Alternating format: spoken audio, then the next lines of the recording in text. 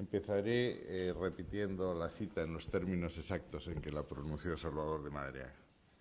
Decía Salvador de Madariaga en Múnich: hoy nos hemos reunido los que escogieron la libertad perdiendo la tierra con los que conservando la tierra perdieron la libertad, para que todos juntos busquemos un camino que nos lleve a todos a la tierra y a la libertad. Segunda observación: el Mediterráneo efectivamente vuelve a cobrar una enorme trascendencia. La tenía antes de los acontecimientos que se han producido en la orilla sur del Mediterráneo. Ha habido muchos observadores que han señalado que la política mundial del siglo XXI supondrá un desplazamiento de los centros de poder hacia el Pacífico, pero es precisamente ese desplazamiento hacia el Pacífico lo que va a dar un nuevo vigor y un nuevo impulso al Mediterráneo. Las corrientes de bienes, de mercancías de Asia atravesarán cada vez más el canal de Suez y entrarán en la Unión Europea a través del Mediterráneo. Por eso la importancia de iniciativas que comparte toda España, pero que han sido especialmente alentados por catalanes y valencianos. Me estoy refiriendo al famoso tema del corredor mediterráneo. Pero los acontecimientos que se están produciendo en el norte de África subrayan la importancia de lo que está pasando en el sur. Le decía al secretario general del Mediterráneo que si no somos capaces de encauzar, de embridar lo que está ocurriendo en el Sahel, nos podremos encontrar con una desestabilización de todo el norte de África y que la frontera europea sea con el yihadismo, con el extremismo islámico y con el terrorismo. Primero de los temas que quiero subrayar, voy a dividir mi charla, mucho más que mi conferencia, en los términos que decía mi paisano García Sanchís, en tres partes. Las dificultades que se están produciendo en los procesos de transición en el norte de África, en primer lugar. La situación económica en el sur del Mediterráneo, en segundo lugar. Y, en tercer lugar, la forma de encontrar una acción eficaz desde el punto de vista de la política exterior española y de la política exterior europea.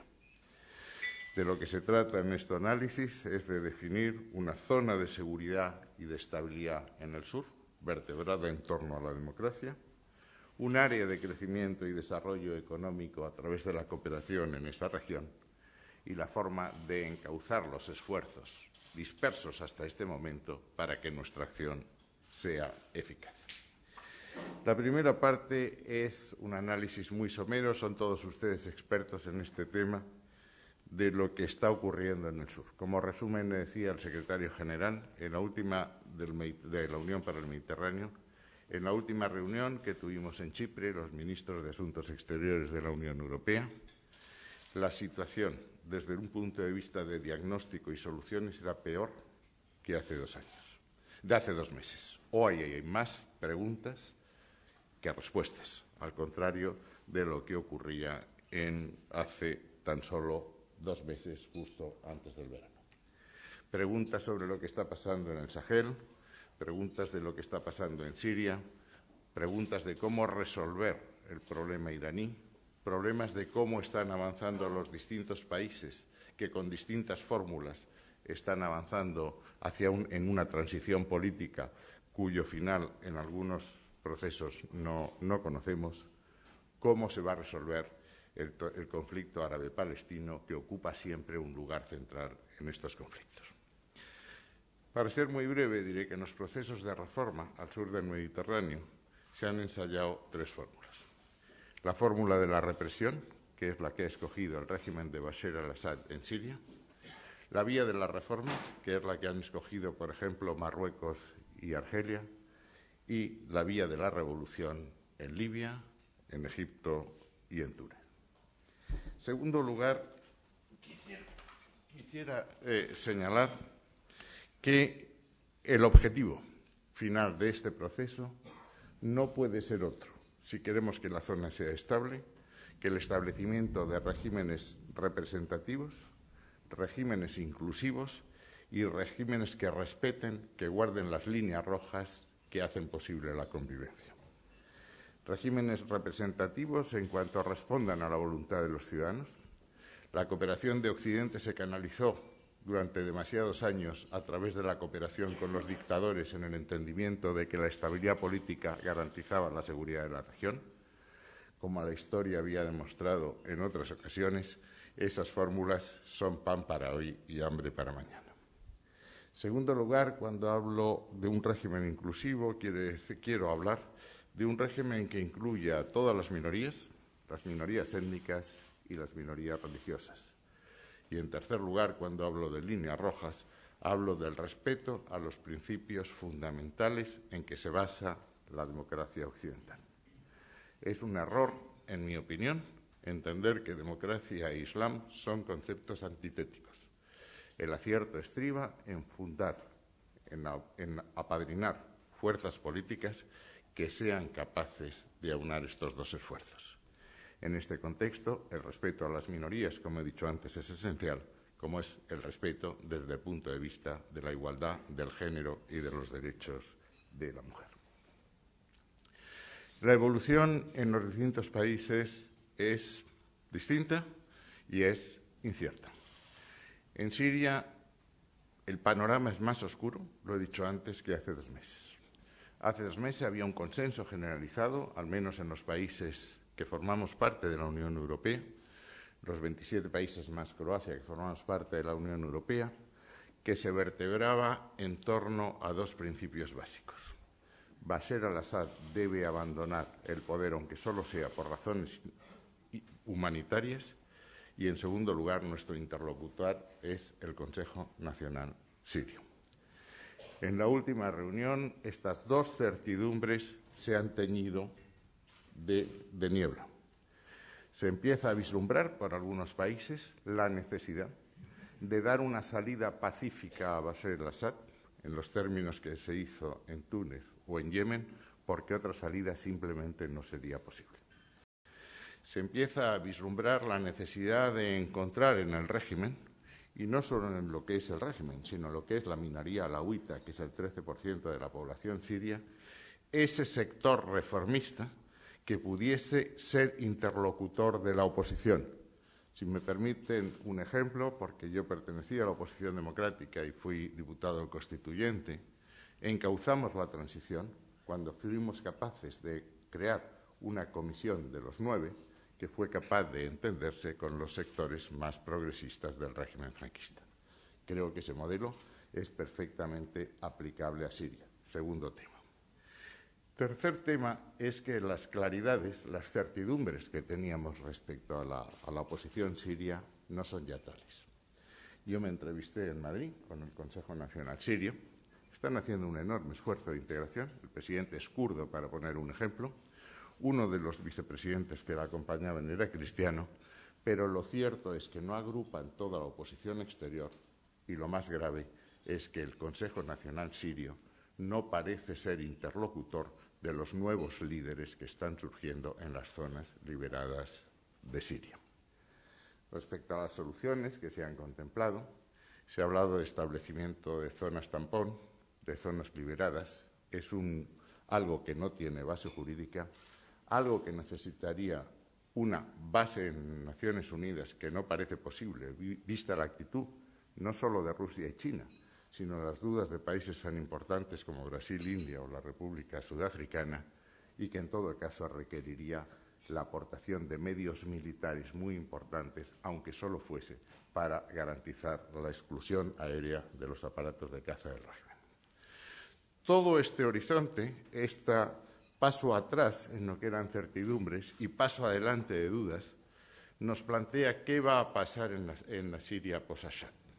Cuanto más dura el conflicto, más influencia, más oportunidades y más poder tendrán los elementos extremistas que están siendo financiados por determinados países, cuyo nombre no hace falta que cite aquí, pero que nos crearían una zona de enorme conflicto que afectaría al Líbano, donde, por cierto, tenemos tropas en zona controlada por Hezbollah, o en Jordania, cuya situación, me recordaba el secretario general, empieza a ser una situación dramática. Un país de 3 millones de habitantes que tiene que atender a 200.000 refugiados sin medios económicos y cuya identidad y propósitos en realidad no son conocidos por nadie. En Egipto tuve una entrevista con el presidente, con el primer ministro, con el ministro de Asuntos Exteriores. Las cosas parece que van razonablemente bien, pero hay un caldo de cultivo de pobreza en Egipto, que es el caldo de cultivo donde el salafismo prende. La última conversación que yo tuve sobre este tema con el presidente de Israel, Shimon Peres, me dijo algo que me resultó extraordinariamente gráfico y que me ha obligado a reflexionar. Dice, mire usted, el problema de Egipto es que cuando se produjo la revolución de los coroneles en el 52 había 18 millones de egipcios. Ahora hay 95 millones con el mismo agua y los mismos recursos. Y allí, repito, donde hay pobreza, el salafismo, el extremismo, es el que se sustituye al Estado en la prestación de servicios sociales a cambio de entrenamiento y de una obediencia que pasa por la obediencia política hasta la obediencia en la participación de actos terroristas. La solución de Egipto, como la solución de Túnez, en que también el salafismo es una amenaza, es un restablecimiento económico de la situación que permita a los nuevos gobiernos elegidos democráticamente no solo proporcionar libertad, que es, como decía el Quijote, el don más preciado que los dioses conceden a los hombres, pero también bienestar económico y avances en esa materia. Libia es un problema mucho más complicado. Libia es, en muchos aspectos, un Estado artificial. Es un Estado en que hay tensiones entre el este y el oeste, entre Bengasi y Trípoli, entre las distintas ciudades, las distintas tribus, y donde, según me dijeron mis interlocutores, hay en este momento unos 100.000 hombres que no pertenecen a las fuerzas de seguridad de las Fuerzas Armadas, armados hasta los dientes. En Argelia el proceso es un proceso reformista. Están en un proceso de reforma de la Constitución que terminará en unas elecciones presidenciales que yo espero que salga bien. Marruecos también está en una vía reformista, en una reforma constitucional. Probablemente el problema más difícil sea el encajar la autonomía de los llamados territorios del sur, que es también reclamada por los territorios rifeños. Pero, en definitiva, el papel de la monarquía en su doble aspecto político y religioso es un factor de estabilidad. Es obvio que todo lo que pase en esa región nos afecta directamente al Mediterráneo y, desde luego, le afecta a España. Y el último factor que quiero señalar es lo que está pasando en el Sahel. En el Sahel nos estamos encontrando con unos movimientos, singularmente en Mali, que pueden causar problemas a los países limítrofes, Mauritania, Níger, Burkina Faso, Nigeria, en que el extremismo está prendiendo con una enorme fuerza. En Mali, cuya experiencia seguí, no solo por ser un país que me importa, sino porque tuvimos dos cooperantes que estuvieron secuestrados allí, uno, por cierto, de Palma de Mallorca, de Baleares. Había, después del derrocamiento del presidente ATT, hubo un golpe de Estado por un capitán, se eligió un presidente provisional que tuvo que exiliarse a París, con un gobierno en Bamako presidido por un primer ministro Diarra que realmente no coordinaba, y eso fue aprovechado en el norte por un movimiento independentista que se llama Movimiento Nacional de Liberación de Azawad, que agrupaba a los tuareg que querían crear un Estado propio.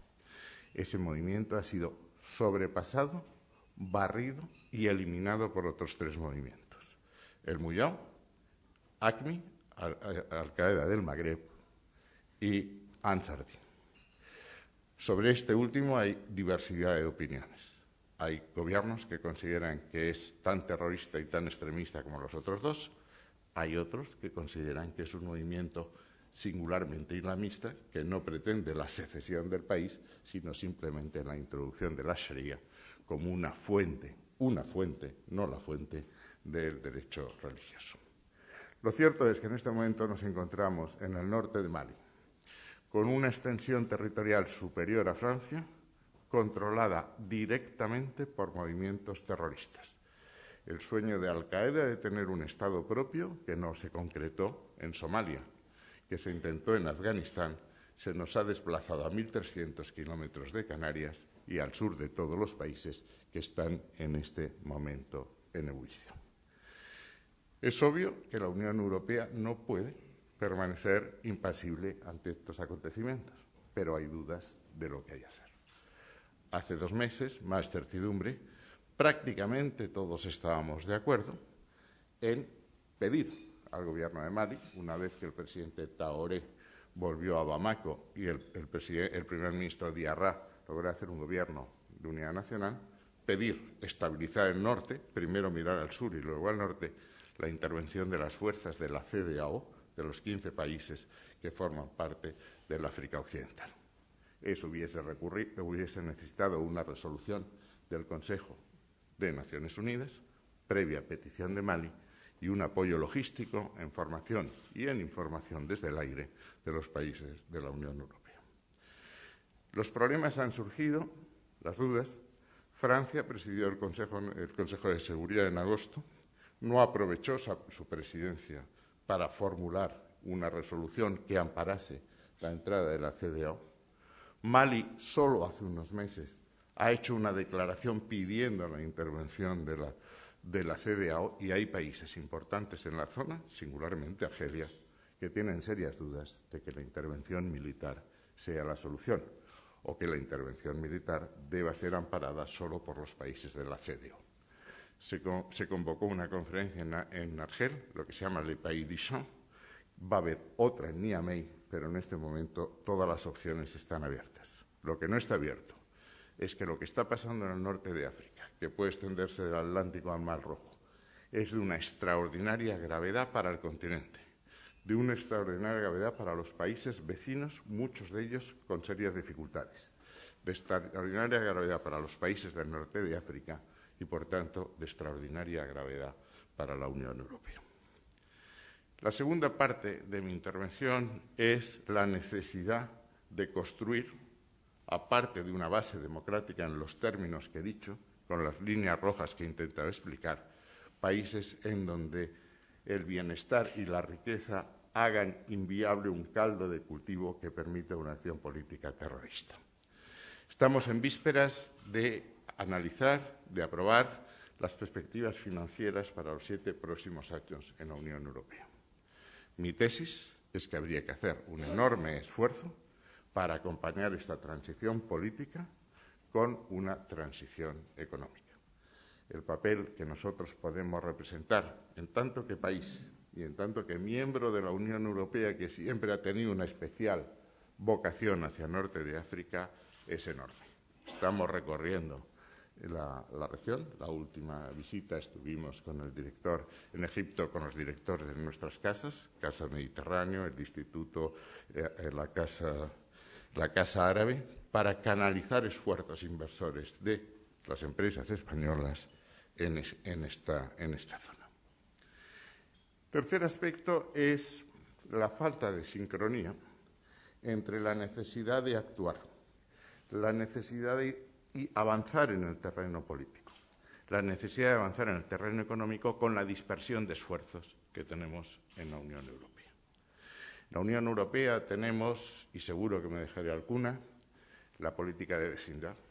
El papel de España es que la vecindad este no opaque la vecindad sur. Tenemos la Unión para el Mediterráneo, tenemos ya un presidente de la zona sur, tenemos un nuevo secretario general. De lo que se trata ahora es que la Unión para el Mediterráneo sirva de cauce único, y yo diría que exclusivo, de todas las iniciativas que quiera hacer la Unión Europea. Es obvio que nuestras casas y nuestra diplomacia están al servicio de este propósito.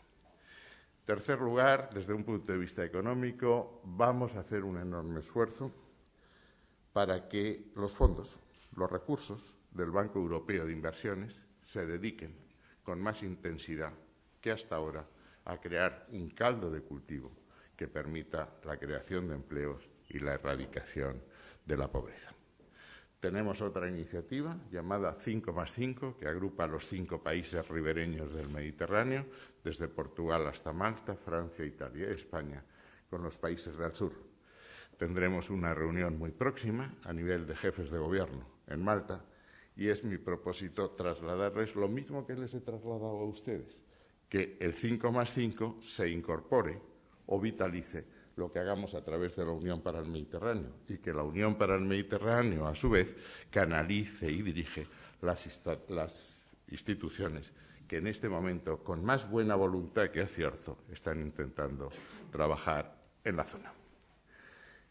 El último punto es que hay que vertebrar una democracia, unos regímenes económicos estables, hay que vertebrar, en definitiva, estados que están en proceso de reconstrucción desde las raíces. Eso pasa por la construcción de partidos políticos que, en mi opinión, y eso ya es una reflexión mucho más para las internacionales partidistas que para los gobiernos, que sean capaces de vertebrar dos ideas, democracia e Islam. Me van a permitir que, en mi calidad de miembro de un partido político, exprese con claridad lo que quiero decir. Los que hicimos la transición supimos cuán importante fue la ayuda de las fundaciones, singularmente las fundaciones alemanas, en nuestro proceso democrático. Cada uno de los partidos políticos relevantes en aquel momento tenía detrás su propia fundación, lo mismo que los sindicatos. Nosotros, la Unión de Centro Democrático, teníamos la Konrad Adenauer. Partido Socialista, la UGT, tuvo detrás la Fundación Ebert. Los liberales tuvieron la Neumann y lo que era la derecha entonces, Alianza Popular, tuvo la Hans Seidel de Baviera. Lo que se trataría es de poner en relación una serie de think tanks, la Fundación Lin, estas casas, las fundaciones americanas, para ir intentando crear ese modelo. Desde mi ángulo partidista, exclusivamente partidista y no como ministro, el ejemplo servirá para que la Internacional Socialdemócrata haga lo que quiera hacer. Lo que deberíamos hacer es, y estamos haciendo, la Internacional de Centro, estaré en Roma dentro de 2 días hablando en la Internacional de Centro, tiene como observador al partido de Erdogan. La experiencia turca se está convirtiendo en un modelo exportable al resto de África. Forma parte también de esa internacional el Istiklal y probablemente se incorpore pronto el país actualmente en el gobierno, que se confiesa islamista moderado. En paralelo, tenemos una institución que se llama el Diálogo de Windhoek, toma el nombre de la capital de Namibia, en la que están presentes muchos partidos de todos los países de África. Burkina, Mauritania, Níger, Mali, etc. En definitiva, lo que quiero con esto decir, hay que hacer un esfuerzo político, vuelvo otra vez al tema oficial, ir acomodando la calidad de los estatutos de asociación de los países del sur a sus avances democráticos, ir acompasando la velocidad de su integración a la velocidad en que vayan avanzando en este proceso democrático. Hay que acompañar este esfuerzo político de un esfuerzo económico en que contemos con todas las instituciones, perspectivas financieras, Banco Europeo de Inversiones, inversiones bilaterales. Y hay que hacer un esfuerzo en materia de diplomacia pública, si me lo permiten, para arropar a aquellos partidos que sean capaces de combinar en una fórmula democracia e Islam. Como el ejemplo que conozco es el de la democracia cristiana, diré que la definición de la CDU, para no citar la de mi propio partido, dice, quiero recordar literalmente, que es un partido laico, abierto a creyentes y no creyentes, que se fundamenta en los valores del humanismo cristiano. Si sustituyen ustedes la última parte de la ecuación, humanismo cristiano por humanismo islamista, sería una fórmula. Es obvio que fórmula muy parecida podrían adoptar los países situados a nuestra derecha o los países situados a nuestra izquierda. En definitiva, y con esto termino, para admitir cualquier pregunta que ustedes me quieran hacer en los idiomas oficiales en España o en los idiomas oficiales en la Comunidad Europea, siempre que no sea el eslovaco, decir, hay que actuar deprisa, no sabemos cómo hacerlo, estamos, en mi opinión, dispersando los esfuerzos y es importante coordinar. Y en esa labor, la Unión para el Mediterráneo y, de luego, instituciones como la en la que estamos hoy son de vital importancia.